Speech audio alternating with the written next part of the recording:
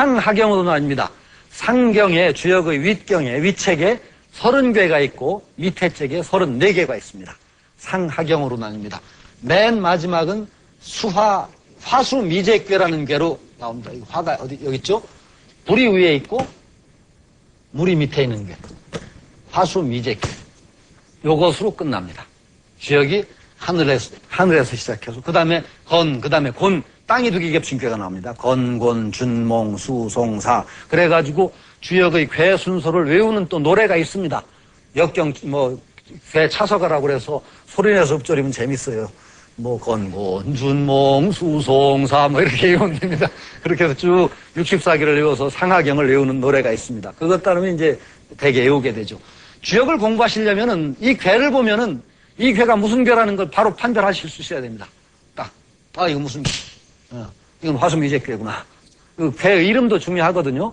괴 이름도 상당히 의미가 있습니다. 건이천, 권이지, 스레준, 산수몽, 지수사 이렇게 해서 괴 이름들이 쭉 있고 이렇게 64개의 괴가 쫙 나오고 점을 치면은 64괴 가운데의 하나의 괴를 얻게 되고 거기에서 자기가 해당되는 효의 점사를 그걸 참조해서 점을 치는 겁니다. 그 점사들은 대개가 옛날부터 복관들이 점치던 관리들이 점쳤던 기록들이 정리돼서 붙은 것이라고 봐야 될 거. 그게 타당할 것 같습니다. 어떤 괴를 보면은 어떤 단사가 쫙 나오고 그 다음에 원서 원형정이라든지 원래 점괘는 이랬다. 이런 게 붙은 게 있습니다. 그러니까 이건 고증학자들 얘기로는 어떤 옛날에 붙었던 점사가 이랬는데 거기다 추가한 거라는 겁니다.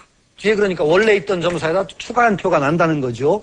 그걸로 봐서도 한 사람의 저작이 아니라 여러 대를 거치면서 점의 기록들이 모여서 된 것이다 라고 봅니다. 십익이 공자의 저작이냐 아니냐에 대해서도 말이 많습니다. 십익, 10개의 날개라고 하는 것. 십익은 주역의 어떤 깊은 철학적 의미를 다시 부연 설명하고 괴 효사의 점사를 좀 여러 각도에서 풀이한 것들이 많습니다. 굉장히 철학적으로는 굉장히 중요합니다. 십익이. 주역의 역경의 점사보다도 철학적 의미가 오히려 십익에 있다고도 할 수 있을 정도로 상당히 중요한데 이것들은 공자가 직접 저작했다고 보지는 않습니다. 상당히 많은 부분은 그런데 요즘에 와서는 오히려 중국 대륙학자들은 공자의 말이 직접 들어가 있다고 보기도 합니다. 많은 것들이. 그러나 대부분 십익이라는 것이 완성된 것은 춘추 전국시대라는 그 전국시대 후기에서야 완성되었다라고 얘기하죠. 춘추 전국시대도 모르시죠? 참. 춘추가 얼마냐 할 때 봄, 가을입니다. 봄, 가을이 얼마시냐라고 묻는 거죠, 우리가. 춘추, 봄, 가을. 춘추시대라는 시대가 있어요. 공자님이 그 춘추라는 역사책을 썼는데 그때 기록된 시대가 춘추시대고 그 뒤가 전국시대입니다. 주나라의 거의 끄트머리에 춘추 전국시대가 있습니다. 이게 이렇게 춘추가 어떻게 되시냐 이런 말 이렇게 번역해서 물으면 이상해요. 춘추가 어떻게 되시냐, 봄, 가을이 어떻게 되십니까? 그렇죠? 근데 슬아의 자녀가 어떠십니까? 무릎 아래가 어떠십니까? 그러면 좀 이상하죠? 슬아는 무릎 아래라는 뜻이잖아요. 그래서 제가 장난 삼아서 어떤 여자분한테 무릎 아래가 어떠세요? 그랬더니 무슨 야한 소리 하는 줄 알고. 무릎 아래는 슬아라는 것은 무릎 아래라는 뜻입니다. 무릎 아래. 그러니까 슬아의 자녀가 어떠시냐고 난 물은 건데 무릎 아래가 어떠세요? 그랬더니 무슨 얘기인지 모르겠어요. 춘추시대는 주시대의 거의 끝 무렵. 그 다음에 춘추시대를 이어서 전국시대. 그 전국시대를 이어서 진이 통일합니다. 진시황이 통일하는 것. 진시황이 통일하고 진을 멸망시키고 한 고조 유방이 한을 세우고 그렇게 쭉 역사가 내려가죠.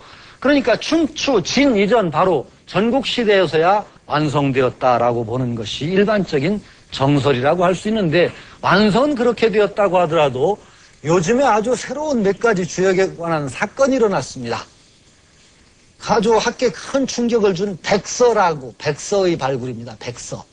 한 시대 초기의 오래된 분묘에서 비관에다 쓴 주역이 나왔어요. 그 기원전으로 올라가요, 연대가. 근데 지금 우리가 읽는 주역하고 전혀 판본 형태가 달라요. 괴 순서도 다르고. 그래가지고 지금 아주 연구거리가 많습니다. 그래서 많은 학자들은 주역이 하나의 고정된 본이 있었던 것이 아니고 여러 개의 판본이 있지 않았느냐라는 그런 의견도 제시하고 그 그 가운데도 상당히 좀 다른 게 많아요. 점사 가운데도 이렇게 다 들쭉날쭉한 게 있고, 어떤 개는 그 산풍곡괴라는 개가 있습니다. 위에 산이 있고 밑에 이제 바람이 있는 그런 형상의 개인데, 맨 마지막 회에 왕의 일을 돌보지 않고 자기 일을 한다. 뭐 이런 불사왕사 고상기사라, 불사왕후 고상기사라는 말이 있습니다. 근데 그 뒤에는 우리가 읽는 주역책에는 그 뒤에 아무 말이 없어요. 그래서 지금 거의 모든 주역의 주석서들이 아주 좋은 것으로 해석했습니다. 왕과 출세에 급급하지 않고 아주 한가하게 은거하는 사람의 풍모다. 아주 좋다. 그런데 백서주역 뒤에는 거기에다가 불사왕후 고상기사, 왕일은 안 돌보고 제 일을 행동거리고 있으니 흉하다. 이렇게 나왔습니다. 흉이 딱 써버렸습니다. 그러니까 지금까지 우리가 전통적으로 있던 주역하고 흉하고 붙은 거하고는 전혀 다르잖아요. 그게 아주 이제 주역 연구의 새로운 부분들이 아직도 많이 남아 있습니다. 이번 강의에서는 그런 부분까지를 제가 전부 포괄할 수가 없습니다. 그래서 제 강의는 주로 주자와 정자의 역을 기본으로 합니다. 정의천의 역이 전에 아까 전 시간에 얘기했듯이 그 의리역의 대표라고 할 수 있죠. 거기다가 주자가 그 복서 쪽으로 많이 그 시각을 돌려서 줄을 붙여서 아주 그 의리와 복서를 조화를 시켰습니다. 그게 정의천의 주역 그 전과 주자의 그 줄을 함께 읽으면은 의리와 복서 쪽을 비교적 공평하게 보면서 주역을 살펴볼 수가 있습니다. 그런데 도저히 그 주자 정자 중심으로 해보려고 해도 못 받아들일 부분들이 있어요. 못 받아들일 부분이. 뭐 원형리정이라는 해석부터 참 나중에 말씀드리겠지만 못 받아들일 부분들이 있습니다.